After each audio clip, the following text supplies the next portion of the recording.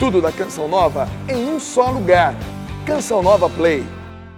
Olá, meus irmãos e minhas irmãs, que a paz esteja no seu coração. Sou eu, Padre Roger Araújo, com você no nosso programa A Bíblia no Meu Dia a Dia. É a palavra de Deus que conduz, que ilumina e que direciona os nossos passos. Eu convido você a ter diante de você, nos olhos, no coração e da mente, a palavra de Deus. Ela é o nosso alimento de cada dia.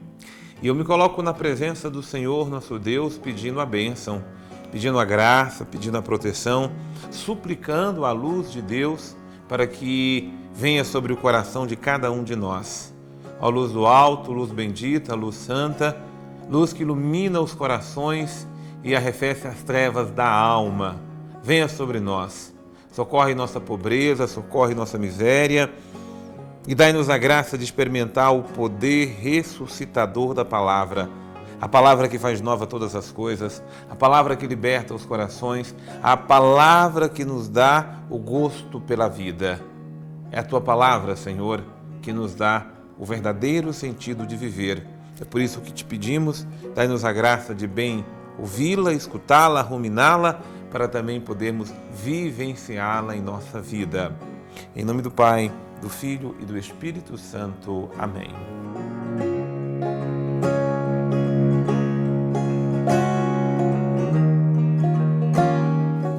Diante dos meus olhos, eu quero ter sempre a palavra do Senhor para iluminar e conduzir os meus passos. Propósito de vida que nós precisamos fazer a cada dia. Propósito de ser guiado, iluminado e conduzido pela palavra do Senhor. Nós estamos estudando o livro do Eclesiastes. Então anota o livro do Eclesiastes. Hoje vamos para o capítulo número 9. No programa a gente faz uma leitura mais sintética do texto, mas é muito importante que você na sua casa leia o capítulo todo, né? E aí você tire os elementos principais. Esses elementos principais eu costumo chamá-los de pérolas, são tesouros preciosos que alimentam a nossa vida e a nossa relação com Deus. Essas pérolas, elas podem ser promessas, elas podem ser ordens, elas podem ser direção de Deus para a nossa vida. Então hoje no capítulo 9, é assim que começa o texto sagrado. Em tudo isso refleti no meu coração e procurando entendi que os justos e os sábios com suas obras estão nas mãos de Deus.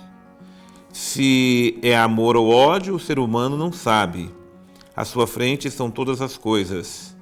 Assim, todos têm um só destino, tanto o justo como o ímpio, o bom como o mau, o puro como o impuro, o que oferece sacrifícios como o que não os oferece. Assim o bom é como o pecador, e como quem jura aquele que evita jurar. Este é o pior mal que existe entre todas as coisas que acontecem debaixo do sol, que o mesmo destino toca a todos. Por isso o coração dos filhos de Adão estão cheios de maldade e de insensatez, enquanto vivem, depois seu fim é junto aos mortos. Aquele, pois, que está no meio de todos os que vivem, tem confiança. Um cão vivo vale mais do que um leão morto. Os vivos, ao menos, sabem que irão morrer. Os mortos, porém, não sabem mais nada, nem terão mais recompensa, porque a sua memória caiu no esquecimento.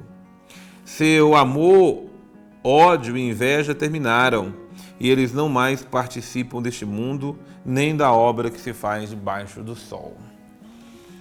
Então, essa primeira parte da reflexão, em tudo isso, refleti no meu coração, diz o autor sagrado, entendi que o destino dos sábios, dos justos, é o mesmo dos pecadores. No primeiro momento pode criar uma confusão no meu e no seu coração. Mas, na verdade, o autor sagrado está fazendo aqui uma reflexão a partir daquilo que é o senso comum. O que é o senso comum? Vivemos todos e todos morreremos de qualquer forma e de qualquer jeito. Todos nós teremos o mesmo destino. Todos nós iremos para debaixo da terra e viveremos ou viraremos o pó da terra. E todos os cairemos no esquecimento. Quem fez o bem, quem fez o mal, quem praticou a justiça, quem praticou a injustiça. Deixando-se conduzir por este pensamento, que é o pensamento que norteia até a vida de muitas pessoas que creem em Deus. Creem, mas não tem uma convicção, não tem uma experiência da vida mística. E o não ter essa experiência da vida mística leva as pessoas a basearem a sua vida no material. O que é a vida material? É a vida que nos toca, que nos tange aqui na Terra. Nós estamos acostumados com aquilo que é a matéria. O nosso corpo é a matéria, aquilo que nós comemos, aquilo que nós bebemos, aquilo que nos tange, aquilo que nós fazemos no dia a dia. Então, o destino de todos nós é que com a morte cesse essa nossa vida material. Óbvio que quem tem o sentimento apenas materialista da vida é um desconsolo, é uma tristeza muito grande. Por fim, tudo acabou e acaba para todos. Acaba para quem fez o bem, acaba para quem fez o mal. Acaba para quem é justo e termina para quem é injusto. E, enfim, parece que a vida tem um mesmo destino. Ora, a reflexão que o autor sagrado faz, como eu disse, é a reflexão que parte do senso comum. E aqui entra a diferença que é a nossa fé. Ora, a fé é que nos faz tocar naquilo que é o espiritual, naquilo que é a vida celestial, aquilo que é a vida em Deus. Nós sabemos que a vida não termina com a morte, muito pelo contrário, a vida começa plenamente, eternamente, com a morte. Então, o destino de todos não é o mesmo. O destino do insensato é a morte. O destino do justo é a vida. O destino daqueles que vivem em Deus é a eternidade, feliz com Deus. O destino daqueles que não vivem em Deus é a vida perecível. Então, o autor sagrado não conhece a vida que Cristo nos trouxe, porque a vida eterna que os homens conheciam, ela foi tirada com o pecado dos nossos primeiros pais, com aquilo que nós chamamos de pecado original. Corroborar o pecado na vida é conduzir a vida para este caminho da insensatez, onde nós não temos o norte do bem viver. E o norte, o norteamento do bem viver é a vida em Deus.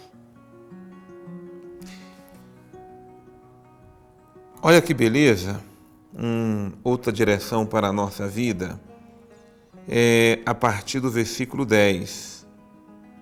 Tudo que tua mão puder fazer, faze-o com empenho, pois no mundo dos mortos, para onde vais, não existe trabalho, nem reflexão, nem sabedoria, nem conhecimento. Na parte prática é isso mesmo. Tudo que a gente precisa fazer na vida precisa ser com empenho, com dedicação, porque o tempo que nós temos é só este tempo. Não terá depois outro tempo. Muito me tocou, inclusive o estudo que fizemos ontem do capítulo 8 do livro do Eclesiastes, quando falava justamente sobre o tempo e o julgamento. Você pode prestar atenção que o tempo que você tinha ontem, hoje você não o tem mais. Como o tempo que você tem hoje, amanhã você não o terá mais, porque será um outro tempo. A junção de todo o tempo, ela finaliza com a morte. E aí nós saímos do tempo para a eternidade. E a participação na eternidade é justamente com o uso que nós fizemos do tempo, que nos é predisposto, que nos é colocado para bem viver. Por isso, no tempo, que é o tempo presente, que é o tempo que se chama hoje, que é o que nós temos, nós precisamos de trabalhar bem, ter reflexão e ter sabedoria e usar bem o conhecimento. Porque o pós-tempo ou a eternidade não teremos nada disto. Porque a eternidade não conhece a fração do tempo, o cronos, que é a cronologia do tempo em que nós estamos. Por isso é muito importante a sabedoria que a palavra de Deus tem me conduzido desde o dia de ontem, nesse livro do Eclesiastes, é o bom uso do tempo. É saber viver bem a cada tempo, a cada momento. E é muito importante a reflexão no uso do tempo. Aquilo que o texto sagrado chama de avaliação do tempo ou julgamento do tempo. Eu tive a graça de viver, desde quando me levantei, hoje cedo, até agora, a metade do meu dia. Depois eu terei mais um tempo. Mas como é que eu usei o tempo que eu tive hoje pela manhã? Como é que eu usei o tempo que eu estive ontem? Eu avalio, no final de cada dia, o uso que eu fiz do tempo, julgo ele, para que o meu tempo de amanhã seja melhor aproveitado do que o tempo que eu perdi hoje ou não vivi-lo intensamente. Só há um segredo para bem viver: viver bem o tempo presente.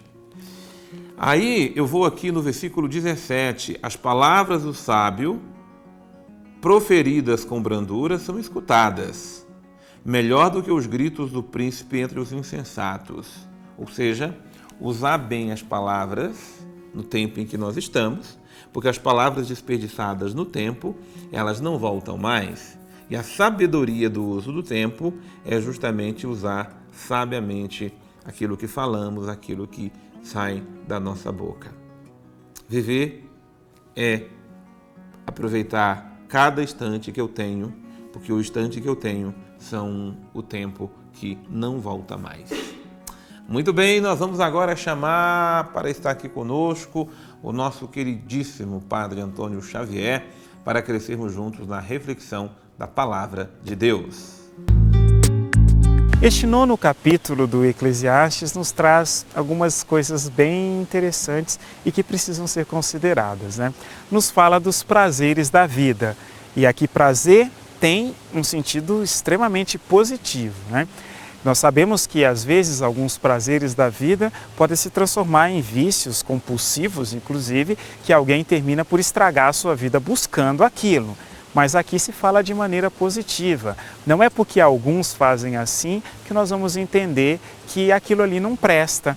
Tanto que nós vivemos num mundo que, às vezes, pelo exagero, por aquilo que nós chamamos de hedonismo, entender que o prazer é o bem a ser buscado e não algo que faz parte da vida, nós temos muitos problemas de jovens, inclusive, que se perdem, pessoas que demoram demais para amadurecer. Mas esse capítulo 9 vem nos falar da necessidade de entendermos isso tudo também como dom de Deus, mas que precisa ser vivido de maneira equilibrada. Quer dizer, a nossa vida com Deus não deve ser privada do prazer de uma boa amizade, de uma boa conversa, de uma boa música, de estar em boas companhias, de aproveitar de verdade essas coisas importantes, né? É sempre interessante quando a gente chama todo mundo para casa da gente, faz aquele almoço com todos ali, aquelas comidas, às vezes até com muita gordura, muita coisa assim, que os nutricionistas até diriam, não é o ideal. Não é o ideal, mas é bom, né? De vez em quando é legal esse tipo de coisa. E é isso que o livro do Eclesiastes está dizendo, que é importante que a gente também se alimente com essas coisas que são os prazeres que a vida nos proporciona, de uma boa viagem, de momentos de descontração, que não sejamos pessoas muito radicais na maneira de enxergar as coisas a ponto de transformar a vida numa coisa chata, porque até Jesus esteve em festas, até Jesus aproveitou muitas coisas. Não podemos esquecer que o primeiro milagre foi numa festa de casamento e tantas outras vezes ele é criticado exatamente porque estava em festas com aqueles que eram tidos como pecadores. Entendendo desse jeito, uma boa amizade, uma boa música, uma boa conversa, boas companhias, momentos que a gente faz viagens, estamos envolvidos com isso. Se você pode, e todo mundo sempre pode, quem tem mais recursos pode fazer viagens para mais longe, pode ter coisas que sejam mais requintadas. Quem tem menos recursos, gente, praças da cidade, momentos que a gente se encontra, senta na frente de casa, conta histórias, escuta tudo isso, né? Esses momentos servem para que a gente venha se desarmar e faz muito bem para a gente. Tudo isso precisa ser entendido como algo desejado por Deus. Essa alegria faz parte e a gente não deve se privar disso. inclusive aqueles que gostam de vinho, né? Uma boa taça de vinho em casa, ali com seus amigos, festejando de verdade boas conquistas da vida, fazem parte, porque a nossa vida é marcada por conquistas que precisam ser celebradas. E é isso que o livro do Eclesiastes nos lembra. Não podemos ser radicais na busca de determinadas coisas a ponto de imaginar que a vida deve ser vivida com dureza. Não, a vida deve ser vivida com leveza. Os momentos que exigem mais dureza, mais coisa, vivemos assim. Mas aqueles que são mais descontraídos, é sabedoria saber identificá-los para que se possa vivê-los bem também, como Deus realmente deseja. Não podemos nos esquecer que lá no céu, Jesus nos promete uma grande festa, exatamente o que a alegria verdadeira provém do coração de nosso Deus. E nós precisamos buscar exercitar e viver desde já. Tudo que eu peço a Deus é que me dê a sensatez do bom uso do tempo que me é dado, a sensatez de saber viver bem o tempo presente. Por isso que eu quero me colocar na Tua presença, Senhor, esse tempo sagrado que me é concedido para que eu me apresente a Ti, com meu coração, com as minhas inquietações, com as minhas aflições, para dizer que esse tempo é único, o tempo que eu estou diante da Tua presença. Que esse tempo sagrado me abençoe, me santifique, me ilumine e me dê a intensidade do bem viver. Que esse tempo sagrado me ajude a vencer a insensatez da perda do tempo e do tempo perdido, mas que eu saiba viver de forma muito sagrada cada instante que é me dado viver. Que a Tua bênção, Senhor, esteja sobre mim e permaneça para sempre, em nome do Pai, do Filho e do Espírito Santo. Amém. Que a sabedoria do Senhor esteja conduzindo os seus passos e iluminando o seu coração.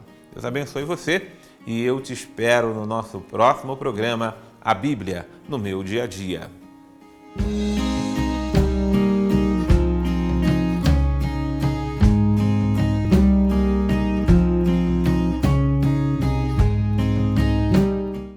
Tudo da Canção Nova em um só lugar. Canção Nova Play.